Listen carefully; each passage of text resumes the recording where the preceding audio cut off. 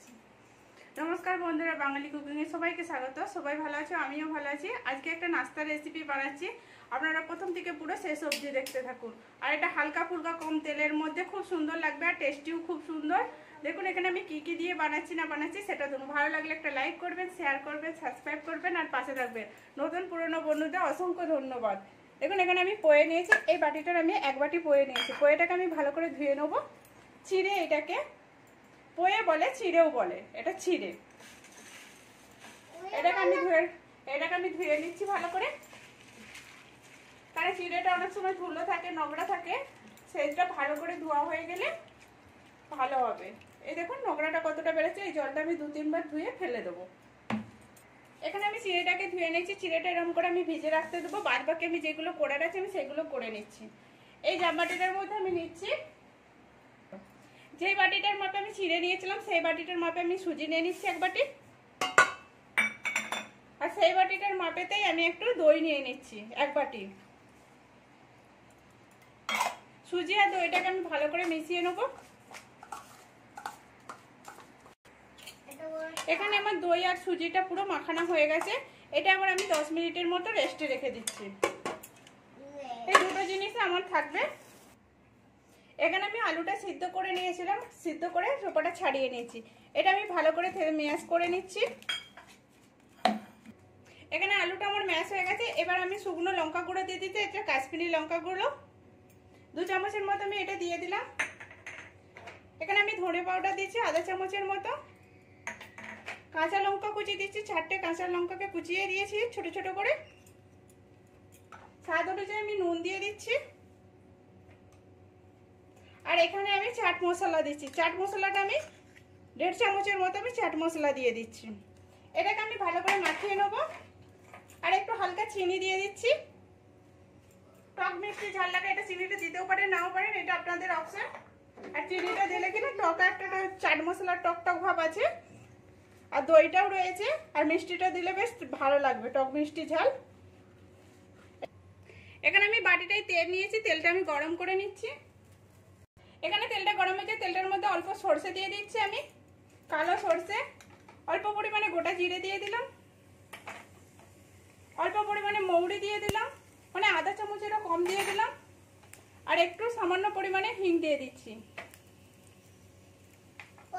দেখুন এটা আমার হয়ে গেছে। এটা এবার আমি আলুতে দিয়ে দিচ্ছি, দিয়ে আলুটা এবার মাখিয়ে নেবো আমি। এই দেখুন মাখিয়ে নিয়েছি আলুটাতে আমি সব পুরো তেলে যে চটকা মেরেছিলাম সবকিছু দিয়ে আলুটা আমি এখানে চিনিটা ভিজিয়ে রেখেছিলাম, আর এখানে যে দই আছে সুজিটা মাখিয়ে রেখেছিলাম এগুলো একসঙ্গে দিয়ে দিচ্ছি মিক্সারেতে আমি। দেখুন এটাও আমি দিয়ে দিচ্ছি, সুজি আর দইটা মাখিয়ে রেখেছিলাম। আমি এখানে একটু নুন দিয়ে দিয়েছি, আলুতে আমার নুন দিয়ে আছে, এখানে পরিমাণ মতো আমি নুন দিয়ে দিলাম। অল্প পরিমাণে একটু চিনি দিচ্ছি, চিনিটা দিলে টেস্টটা বেশ ভালো আছে। আর আমি 2 চামচের মতো তেল দিয়ে দিচ্ছি। দেখুন তেল দিয়ে দিয়েছি, এর মধ্যে আমি একটু জল দিয়ে দেবো। 1 বাটির মতো আমি জল দিয়ে দিচ্ছি, কেন পোয়েতে একটু জল টানে।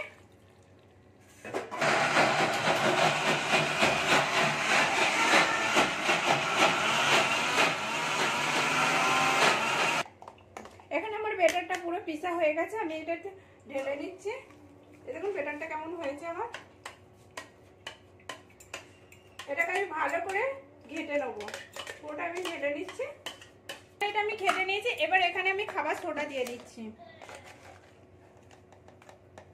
এই দেখুন আমি 1/2 চামচের মতো আমি খাবার সোডা দিয়ে দিচ্ছি, দিয়ে আমি ভালো করে ঘেটে নেবো এর সাথে। এটা ইনেও দিতে পারেন, আমি খাবার সোডা দিয়ে দিচ্ছি। আমি এটা গুলে নিয়েছি, আর এই বাটিগুলোতে আমি একটু তেল লাগিয়ে নিয়েছি পুরোটাই ভালো করে। এবার 1 চামচ করে আমি দিয়ে দিচ্ছি। দেখুন 1 চামচ করে আমি দিয়ে দিচ্ছি এরকম করে 3টে বাটিতে।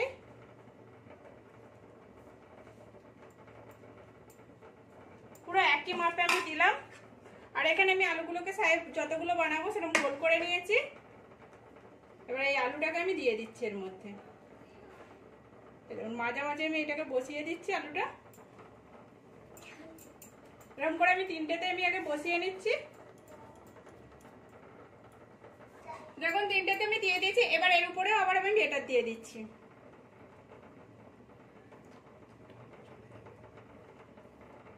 এই দেখুন দিয়া মাতে চারদিকে ছাড়িয়ে যাচ্ছে। আমি এটাও তিনটে দিয়ে দেবো এরকম করে।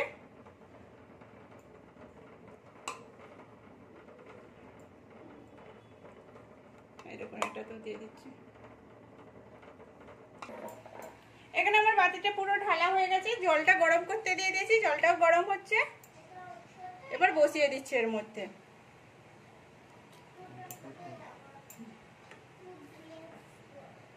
দেখুন এর মধ্যে আমি বসিয়ে দিয়েছি। এবার এর উপর থেকে আমি একটু চিলি ফ্লেক্স দিয়ে দেবো।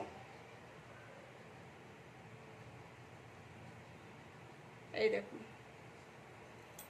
তিনটেতেই আমি দিয়ে দিচ্ছি। এটা ঝাল ভাবটাও লাগবে, খুব সুন্দর টেস্ট লাগবে। এবার আমি ঢাকা দিয়ে দিচ্ছি। এটা 10 মিনিট বাদে আমি খুলে দেখবো। এখানে আমার 10 মিনিট হয়ে গেছে, আমি এবার খুলে দেখছি। এই দেখুন এবার আমি এটাকে তুলে নিচ্ছি। জলটা আমার পুরো শুকনো হয়ে গেছে। এই দেখুন এটা আবার আমি ঠান্ডা হতে দেবো। দেখুন এখানে এটা আমার পুরো কমপ্লিট হয়ে গেছে। পাশে বক্স বাজছে, আমি যতটা পাচ্ছি আওয়াজ দিচ্ছি। আর এটা আমি কেটে দেখাচ্ছি কেমন হয়েছে।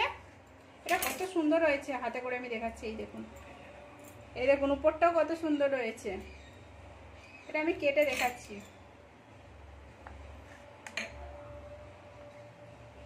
ভিতরটাও কত সুন্দর লাগছে। এই দেখুন আলুর পুরটা রয়েছে, বেশ লেয়ারটা দেখা যাচ্ছে পুরো উপরে সুজি, নিচে মাঝখানে পুরো পুর ভরা রয়েছে। এটা খুব সুন্দর লাগবে খেতে। আপনারা এরকম করে বাড়িতে বানিয়ে দেখুন, সসের সঙ্গে খুব ভালো লাগে। পুরো হালকা ফুলকা নাস্তা, তেল কমের মধ্যে। ভালো লাগে একটা লাইক করবেন, শেয়ার করবেন, সাবস্ক্রাইব করবেন আর পাশে থাকবেন। প্লিজ একবারের জন্য হলেও নাস্তাটা বানিয়ে দেবেন। গরম গরম খুব সুন্দর লাগে খেতে।